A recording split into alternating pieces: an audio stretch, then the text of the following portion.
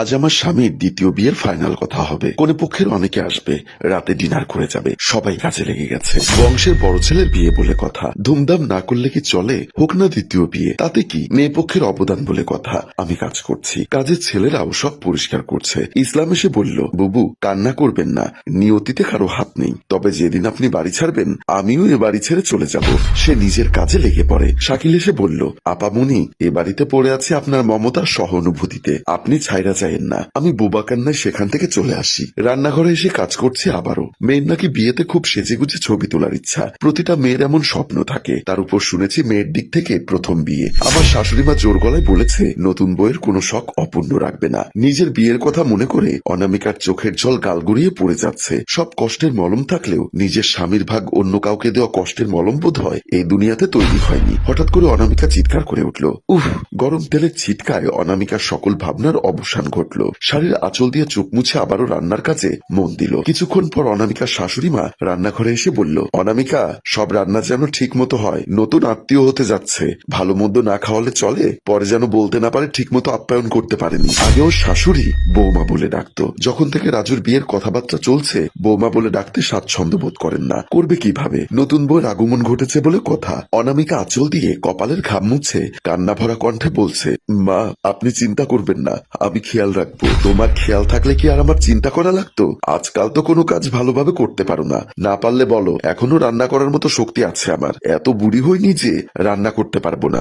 না না মা, আমি পারবো। দয়া করে সারাক্ষণ ন্যাকা কান্না করো না। তুমিও কি চাও আমার ছেলেটা বিয়ে করে সুখে না থাকুক? নতুন মেহমান এসে দেখলে হাজার কথা হবে। আমি চাই না কোনো ঝামেলা হোক। তোমাকে তো আমি কম ভালোবাসা দেইনি, ভাগ্য তোমার সহায় হচ্ছে না, সেটাতে আমাদের কারো হাত নেই। শেষ সময় আমি কোনো মায়া বাড়াতে চাই না। ঠিক আছে মা, আমি কান্না করব না। আপনারা সুখে থাকলে আমি সুখী। আর হ্যাঁ, আমার ছেলেটার আগে পিছে ঘুরো না, ওকে বিয়েতে মন দিতে দাও। আমার ছেলেটার উপর কম ঝড় তুফান যাচ্ছে না। বিয়েতে মত দিয়েছে, এটাই আমার শান্তি। কথাগুলো বলে শাশুড়ি হনহন করে চলে গেল। রান্না শেষ করে খাবার টেবিলে সবকিছু সুন্দর করে সাজিয়ে রাখছে অনামিকা। চোখে জল আর বুকে কষ্ট নিয়ে সে নিজের রুমের দিকে চলে যায়। অনামিকা নিজের রুমে ঢুকে দরজা বন্ধ করে দেয় আর বিছানায় গিয়ে বসে। সে লাইট নিভিয়ে আধ হেলান দিয়ে বসে। আজকাল অনামিকার আলো একদম ভালো লাগে না। অন্ধকারে বরং কষ্টগুলোকে কবর দেওয়া যায়। মানুষ চাইলে যেমন আকাশে তারা গুনতে পারে না, তেমনি মাঝে মধ্যে বুক ভরা ভালোবাসা দিয়েও কারো মন বোঝা যায় না। অনামিকা শুধু ভাবছে কি হতে যাচ্ছে, কেন হলো আমার সাথে? এত কষ্ট কি আমার কপালে লেখা ছিল? ভাবনার কোনো কুলকিনারা খুঁজে পাচ্ছে না সে। চারিদিকে কত আলো ঝলমল করছে, শুধু আমার মনটাই অন্ধকারে ঢেকে গেছে। সবার মনে কত উল্লাস বিয়ে নিয়ে। আচ্ছা, রাজুর মনেও কি আনন্দ হচ্ছে নতুন বউয়ের জন্য? ওর মনেও কি ভালোবাসার ঢেউ বয়ে যাচ্ছে যেমনটা হয়েছিল আমাদের বিয়ের সময়? খুব জানতে ইচ্ছা করে এত নতুনত্বের মাঝে আমার কোনো অস্বস্তি আছে কিনা। আজকাল খুব প্রয়োজন না হলে আমার কাছে আসে না। অবশ্য আমার থাকা না থাকাতে ওদের কিচ্ছু এসে যায় না। না থাকলেই বরং সবাই হাত ছেড়ে বাঁচত। ওরা আমাকে রাখতে চায়নি, বরং আমি জোর করে থেকে গেলাম। দু চোখ ভরে দেখতে চাই কিভাবে রাজু অন্য একজনকে ভালোবাসে। আমার মা বলতো 30 বছর সংসার করেও নাকি অনেক সময় স্বামীকে আপন করা যায় না। সত্যি কি আসলে তাই? হয়তো তাই। অবশ্য কিন্তু এখানে ওদের কোনো দোষ নেই, যত দোষ আমার ভাগ্যের। না না, এখন আর কান্না আসে না। কান্নারও একটা সীমা আছে। কতক্ষণ কাঁদা যায়? বললে কি আর কান্না হার মানে? ঠিকই চোখের জল পড়তেই থাকে। কাঁদতে কাঁদতে অনামিকার চোখ লেগে এসেছে। দরজা ধাক্কার আওয়াজ শুনে অনামিকা আটকে উঠল। অনামিকা, অনামিকা, এত ঘুম কোথা থেকে আসে? উফ, মেহমানরা চলে এসেছে, তাড়াতাড়ি এসো। অনামিকা গায়ের কাপড়টা ঠিক করে চোখ মুছে নিল। নিজেকে শক্ত করে দরজার উপাস থেকে জবাব দিল, আসছি মা। বের হয়ে অসহায় চোখ দুটি রাজুকে খুঁজছে। না, আশেপাশে কোথাও নেই। হয়তো নতুন মেহমানদের সময় দিচ্ছে। দুদিন পর বিয়ে করবে, তাদের সাথে কথা না বললে কি হয়? ডাইনিং টেবিলে কাজ করছে তার শাশুড়ি ও ননদ মিম। অনামিকার শাশুড়ি মা এত বেশি অস্থিরতা দেখাচ্ছে যেন আগে কোনোদিন মেহমান আসেনি। রাগে গজগজ করে মেয়েকে বলছে, তাড়াতাড়ি হাত চালা, ডিমের পুডিংটা ফ্রিজ থেকে বের কর। আমি আর তুই না করলে দেখবি সময় মতো কেউ খেতে পারবে না। অনামিকা তাদের পাশে এসে দাঁড়ায়। মিম বলল, মা বাদ দাও না এখন এসব কথা। আমার ভাইয়ের বিয়ে আমাকেই তো করতে হবে। আজকাল ভাবির এসবে মন নেই। ভাবি চায় না ভাইয়ার বিয়ে হোক। ভাবিকে তো ইচ্ছা করে আমরা কষ্ট দিচ্ছি না। ভাবিরও পরিস্থিতি বোঝা দরকার। বুঝি না ভাবি কি চায় না এই সংসারে সুখ শান্তি আসুক? অনামিকা মিমের কথায় নিজেকে ধরে রাখতে না পেরে, মিম ভেবো না বোন, আমি তোমাদের সংসারের সুখ শান্তিতে বাধা দিব না। তোমার ভাইয়ার বিয়ের সকল কাজ আমি নিজ হাতে করব। দেখো ভাবি, আমরা ইচ্ছা করে কেউ তোমাকে কষ্ট দিচ্ছি না। তুমি তো জানো মায়ের নাতি নাতনির কত শখ, তার উপর আমাদের একমাত্র ভাই। হ্যাঁ, কেউ আমাকে কষ্ট দিচ্ছে না। আমার কষ্টগুলো একান্ত আমার নিজের। সেগুলোর ভাগ অন্তত আর কাউকে নিতে হবে না। আমাকে দয়া করে তোমরা থাকতে দিয়েছো, এটাই অনেক। শাশুড়ি কথার মোড় ঘুরিয়ে পড়ল, অনেকক্ষণ হয়ে গেছে, নাস্তা রেডি হয়নি। নতুন মেহমানরা যে কি ভাববে?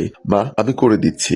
আপনি ডাইনিং রুমে গিয়ে ওনাদের সাথে কথা বলুন। তারা মা মেয়ে চলে যায়। অনামিকা মিমের আচরণে আজকাল অবাক হয়। মিম তো শুধু ওর ননদ না, নিজের ছোট বোনের মতো ছিল। বিয়ের পরে কত ভালো সময় কাটিয়েছে মিমের সাথে ভাবতে অনামিকার চোখে পানি চলে আসে।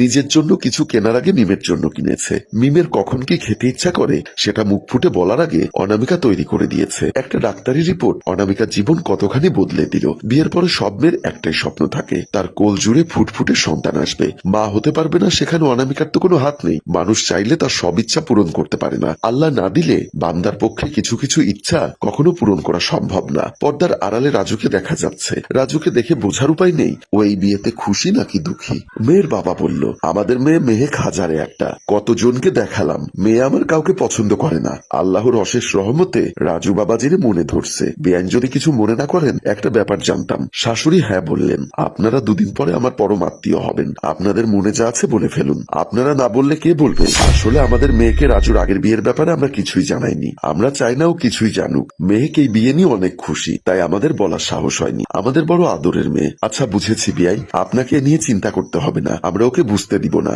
আসলে কি আর বলবো, বিয়ের কিছুদিন পরে রাজুর বউটা গহনাগাটি নিয়ে পালিয়ে গেছে।